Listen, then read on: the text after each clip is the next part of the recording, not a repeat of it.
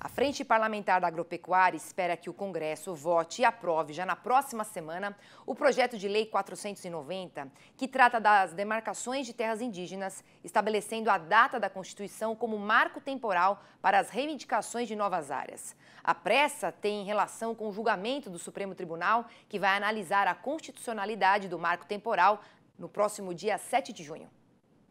Faz 16 anos que ele está tramitando a PL 490 e acredito que com essa aprovação a gente consegue sustar essa iniciativa do Supremo Tribunal Federal, que vai gerar uma crise no nosso setor gigantesca, insegurança jurídica gravíssima para os nossos produtores. Nós estamos falando da possibilidade de demarcação de praticamente 22% do território nacional. Então a gente precisa efetivamente garantir o direito de propriedade daqueles que têm o título da terra e que hoje estão fadados a não ter nem a indenização por essas áreas. Então nós estamos correndo para aprovar o 490 para a gente conseguir ter um respiro nesse sentido.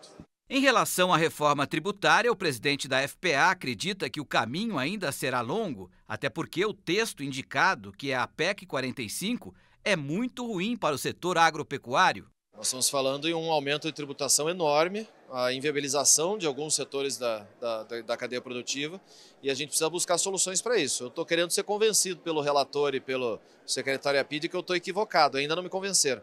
Ainda tem um receio gigantesco e do jeito que está hoje o projeto nós não temos a mínima condição de apoiá-lo. Sobre o Plano Safra, Pedro Lupion espera que o governo consiga destinar um bom valor para a equalização dos juros. Pedida das entidades que nós representamos, né, o pessoal do IPA nos apresentou uma conta de 25 bi, né? Principalmente por causa da Selic alta, custaria muito mais para fazer essa equalização. O governo fala em algo em torno de 17, podendo chegar a 20 e tal. Seria muito bom. Se a gente chegasse em 20, seria extremamente positivo, a gente conseguiria equalizar para menos de 2 dígitos, isso poderia dar uma fomentada grande no setor, nesse momento que eu ressaltei aqui a importância da dificuldade dos nossos produtores.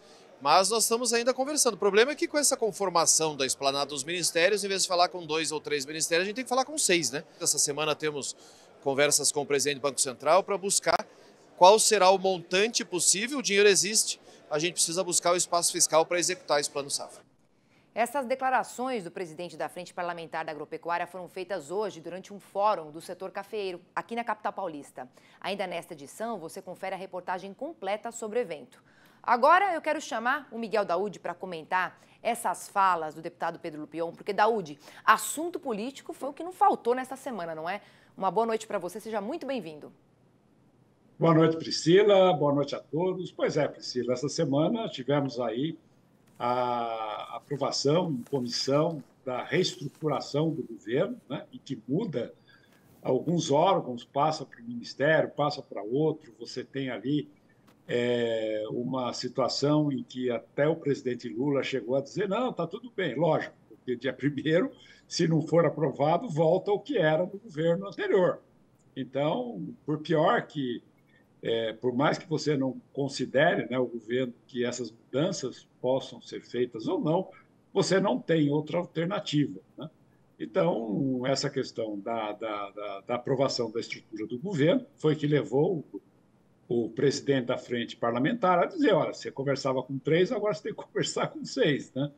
Porque houve aí divisão, agora você tem o Ministério do Planejamento, tem o Haddad, tem outros setores que você tem que definir dentro do Ministério da Agricultura também a verba do Plano Safra. Com relação à questão indígena, é verdade, quer dizer, desde a aprovação da Constituição em 1988 não houve uma regulamentação, né? E o Supremo, é bom entender isso, né? Porque muitas vezes a gente fala, o Supremo mete o bedelho em tudo. Não, é que não tem regulamentação e o Supremo ele acaba legislando porque o Congresso não legisla. Então, essa votação do Supremo tudo indica, né? Quando houve a votação em Raposa Serra do Sol, ele mais ou menos ele definiu alguns parâmetros e agora vai mudar de opinião em função de que mudou alguns conselheiros. Então, não vai haver um marco temporal, né? Vai ser concedido várias áreas indígenas, aí o Congresso acaba correndo para botar uma regulamentação para ver se o Supremo segura ou não essa votação a tempo do Congresso votar uma regulamentação da Constituição que estabelece o 88 como marco temporal. A questão do plano Safra, Priscila, existe um estudo do próprio Ministério da Agricultura que compara o plano Safra de 2014, que foi acho que de 11 bilhões, faz uma correção e deveria ser algo em torno de 20 bilhões. A estimativa, principalmente da CNA, que o ideal seria 25 bilhões.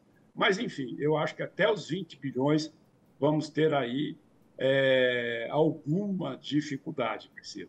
Tá certo, Daúde, desses 18 bilhões corrigidos, né, que dão uns 20 bilhões, com certeza a gente já tem dificuldade, mesmo com esse valor corrigido, né, sendo um montante do Plano Safra 14 e 15. Daúde, olha, muito obrigada pela sua... Só, Priscila, antes de encerrar, Sim. Eu gostaria de dizer para você o seguinte, hoje é sexta-feira, né? Sim. As intenções são inúmeras, né? As boas intenções, tudo que a gente fala, nós vamos fazer isso, mas a gente sabe que o caminho que leva para o inferno é pavimentado de boas intenções. Então, portanto, temos que ficar atento, né, Priscila? Nem só de intenção vive um homem, né? De ações também, né, Daúde? Obrigada aqui mais uma vez pela sua participação. Boa noite.